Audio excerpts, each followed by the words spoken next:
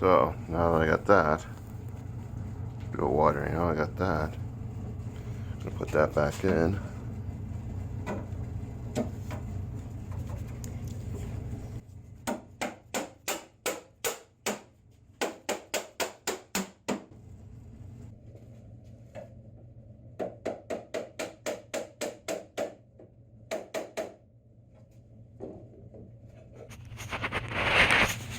Now,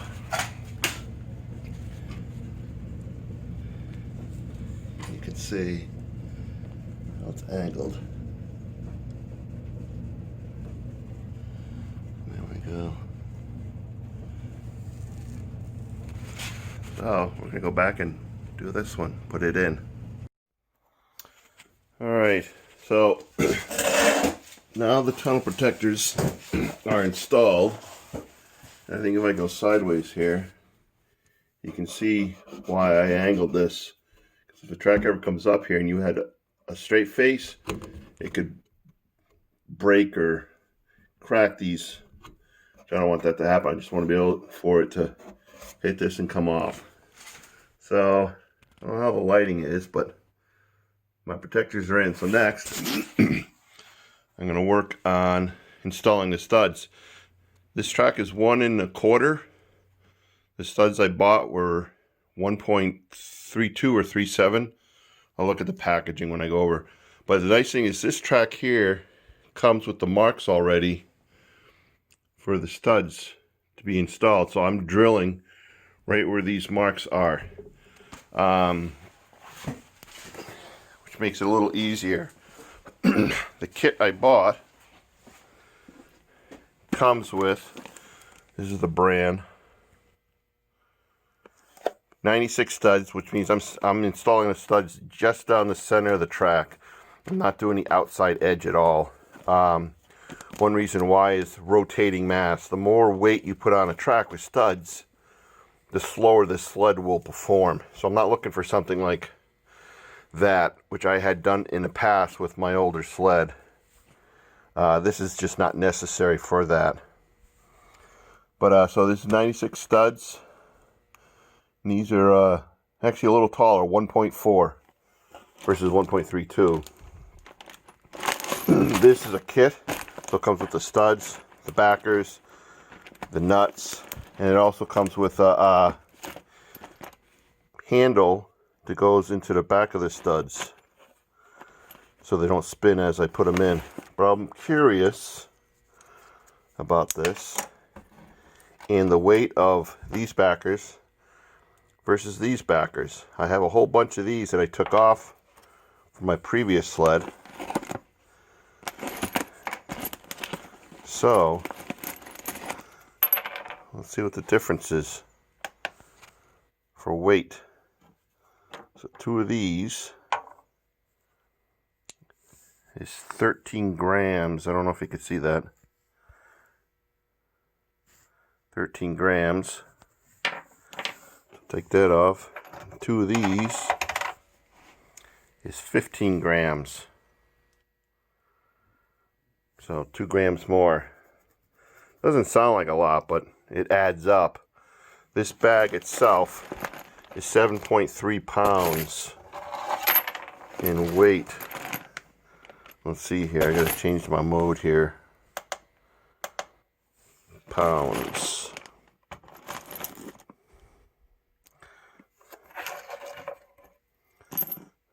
So 6.7. So that's a lot of weight, especially if a track is spinning at 90 miles an hour. That's a lot of weight. So that's why I'm going to mix and match the plastic ones in here to kind of reduce the weight somewhat. I'm not going to do it every part of the track, but maybe every other part of the track just to reduce it. Even though it's just grams, it'll work. Drill bit. This is a drill bit that's used for putting studs in a track. The way this works, and earlier I showed the RPMs on here. The RPMs, you want a drill that has very high RPMs. As this heats up, when you start drilling, the heat from this bit is what allows it to drill into the track. So the hotter this gets, the better it'll drill. So when you start drilling the track, you don't want to stop. You want to keep on drilling until you drill the whole track. Also, my advice is put some gloves on when you're doing it, because as you drill the track, you got to keep pulling that track, and the rubber from the track is going to wear your fingertips out and make them a bit raw. Also, another thing that's extremely important is the wheels here. There is a third wheel inside here. It happens to be behind this. I cannot drill right into that. It means I have to turn the track up so it's not near the wheel. So I may end up doing my drilling from this angle here versus from the rear end. I know there's nothing behind here. This area is just right here. There's a third wheel. Then you got a wheel out here and a wheel out here. So I got my parts. I'm going to start drilling. I'm going to find a position for this phone to hold it in place while I drill and show you. Alright, just going to pause it for a moment.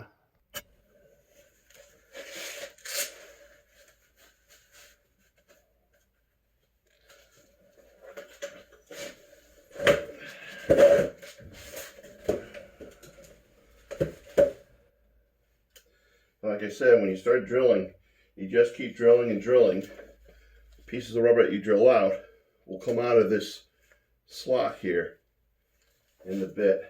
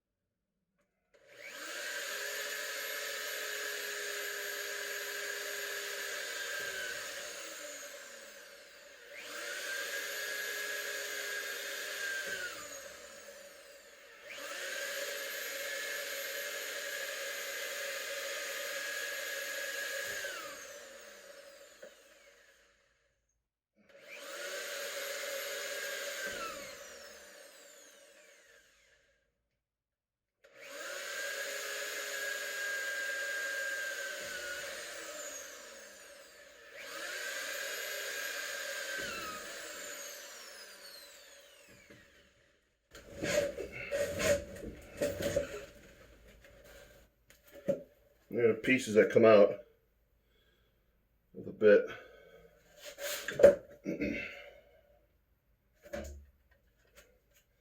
And I would not touch this bit with bare hands. You're going to burn them badly.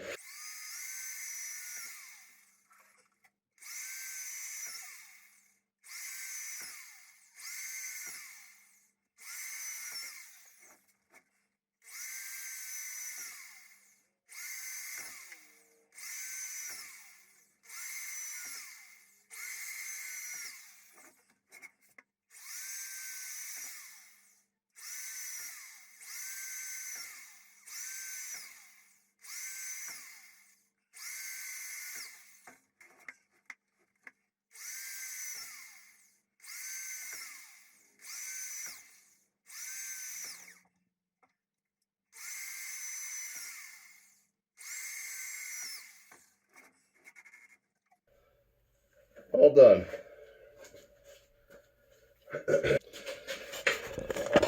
Now this is a single ply track on this sled, and then other sleds, like my older sled, is a 2-ply track. 2-ply track, you could do 4 studs across, but a single ply only has the markings for studs down the center.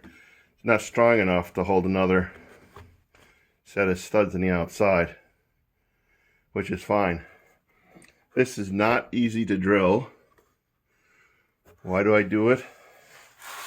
Because it is substantially, the studs themselves studs will run you from $120 to over $200, depending on what you purchase. And then you figure the labor for putting studs in, it's another couple hours, $100 an hour, so another $200. But if you don't have the tool, I can understand. It's not this is not something I want to do for a living, that's for sure. Putting studs in, that is. So now we got that done. Take one stud, you go in behind, and you got to push it through.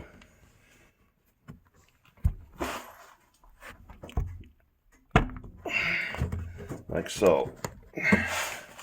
So, what I'm do is put the phone down and I'll start pushing all the studs through.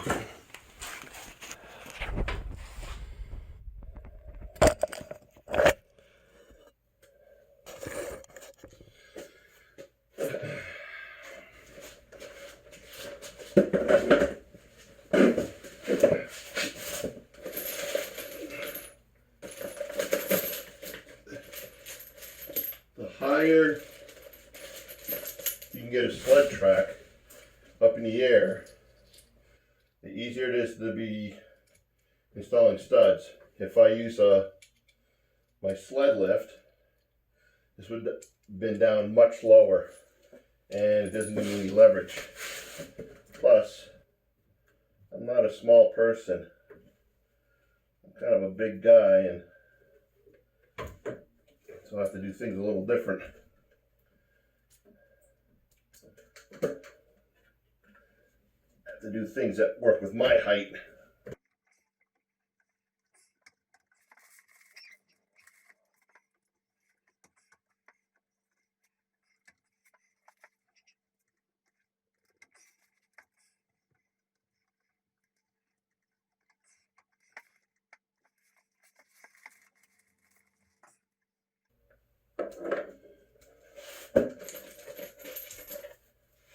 These studs are sticking up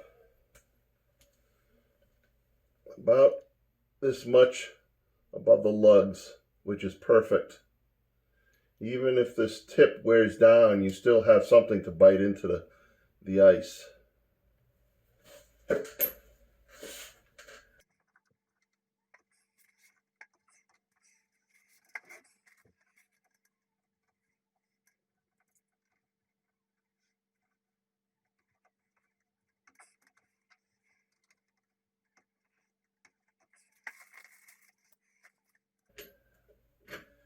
Now you see how the backer goes on.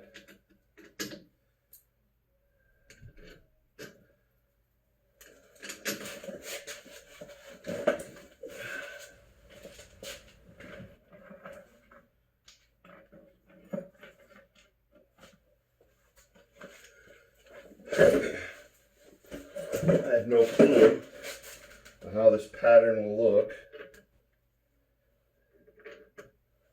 but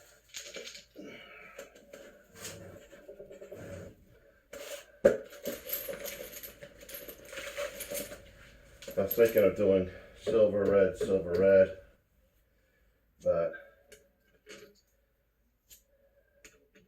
I think I'll do silver red, silver red.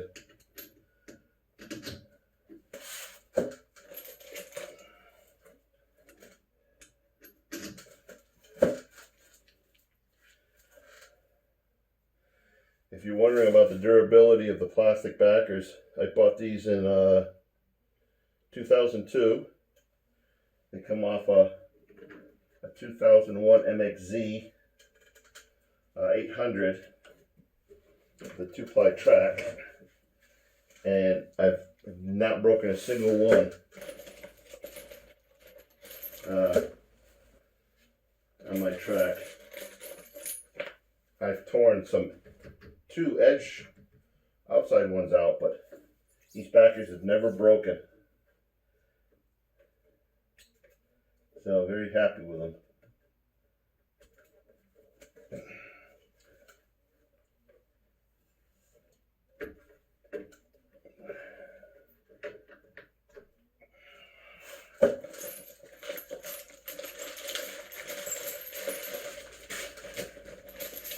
kit.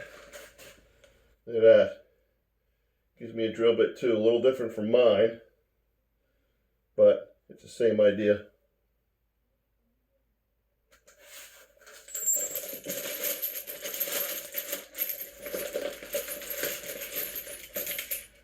Here's a tool that goes in the back of the stud, holds the stud as you put the nuts on.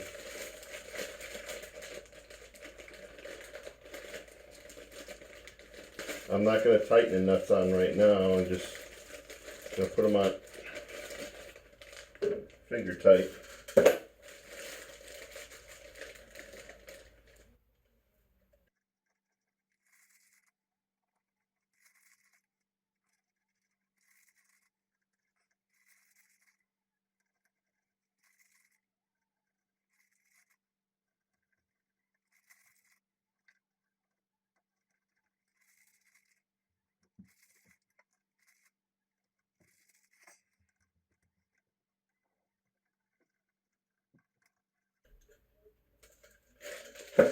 One thing I didn't mention is these